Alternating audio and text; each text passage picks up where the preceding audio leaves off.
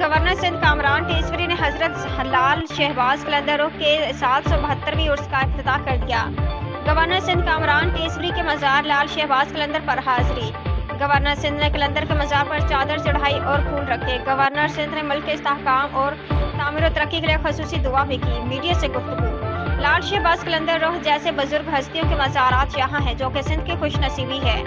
میں نے آج یہاں ملک و قوم کی خوشحالی کے لیے دعا کی ہے۔ سندھ خوشحال ہوگا تو ملک خوشحال ہوگا۔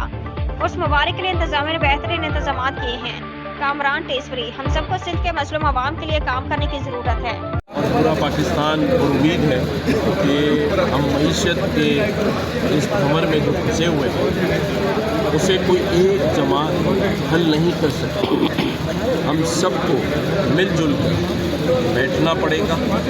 ایک دوسرے کو ٹھیک کرنے کے بجائے اس معیشت کو ٹھیک کرنے کی ضرورت ہے، اور اس میں جتنے بھی اسٹیک ہولڈرز ہیں، میں یہاں پر ان آزاد ارکان کو بھی کہوں گا جنہوں نے سنی اتحاد کونسل کو جوائن کیا ہے کہ اب سیاست کو آج حلف اٹھانے کے بعد سبھی لوگ اس قومی اسمبلی میں اٹھائے گئے حلف کی پاسداری کریں، کیونکہ وہ حلف ہمیں کہتا ہے کہ ہمیں پاکستان کی سالمیت اور پاکستان کی خوشحالی اور ترقی کے لیے کام کرنا ہے۔